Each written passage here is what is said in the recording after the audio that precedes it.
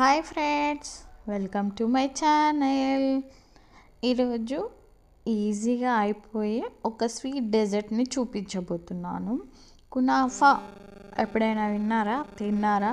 కానీ సూపర్గా ఉంటుందండి. నోరైతే ఊరిపోతుంది దాన్ని చూస్తేనే. నాకు సన్న సేమియా అంటారు కదా, సన్న సేమియాని తీసుకోండి. దాన్ని ఒక బౌల్లో వేసుకొని బటర్ నెయ్యి కొంచెం యాడ్ చేసుకొని స్మాష్ చేసుకోవాలన్నమాట. ఎలా అంటే చిన్న చిన్నగా చూడండి నేను ఎలా స్మాష్ చేస్తున్నానో. బటర్ నెయ్యి వేసుకొని స్మాష్ చేసుకోవాలి. బాగా స్మాష్ చేసుకొని ఆ కన్సిస్టెన్సీ వచ్చే వరకు స్మాష్ చేసి దాన్ని పక్కన పెట్టుకోవాలి.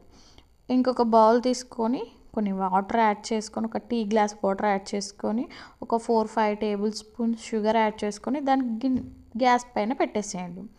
మరొక గిన్నె తీసుకొని దాంట్లో ఒక 4 table spoon of cornflour add చేసుకోండి.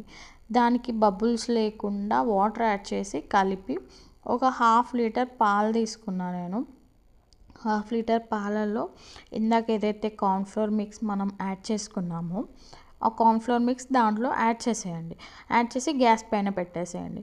థిక్ కన్సిస్టెన్సీ వచ్చిన తర్వాత దాంట్లో మనము చీజ్ ముక్కల్ని దాంట్లో యాడ్ చేసుకోవాలన్నమాట. యాడ్ చేసుకొని ఆ మిశ్రమాన్ని పక్కన పెట్టేసుకోండి. దీనికి మనకు 2 ప్యాన్స్ కావాలన్నమాట. నేను ఒక ప్యాన్ తీసుకొని దానికి నెయ్యి రాసి చూడండి ఒక లేయర్ లాగా దానిపైన పరిచేసాను అనమాట.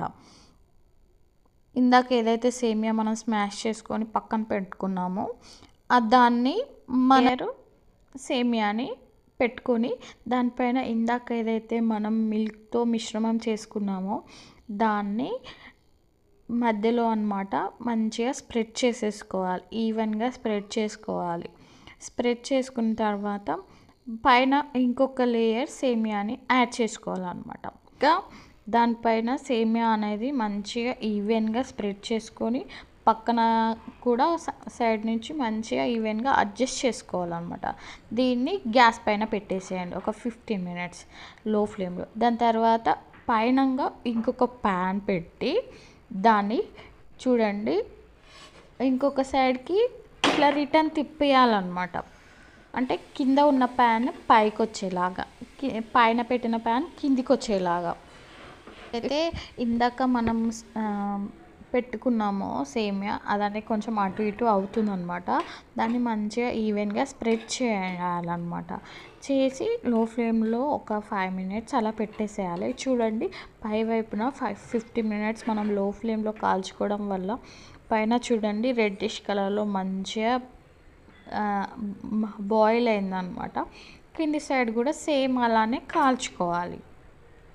దాని తర్వాత మంచిగా ఇందాక ఏదైతే మనం షుగర్ సిరప్ ప్రిపేర్ చేసుకున్నామో దానిపైన మంచిగా గ్యాస్ అనేది బంద్ చేసి దాని తర్వాత షుగర్ సిరప్ అనేది మొత్తము దానిపైన స్ప్రెడ్ చేసేయాలన్నమాట. మొత్తం స్ప్రెడ్ చేసేసి ఒక 5 మినిట్స్ పక్కన పెట్టి సర్వ్ చేసుకుంటే ఎంతో టేస్టీ అయిన గునాఫా రెడీ. ప్లీజ్ సబ్స్క్రైబ్ చేసుకోండి, లైక్ చేయండి, షేర్ చేయండి. And thank you for watching.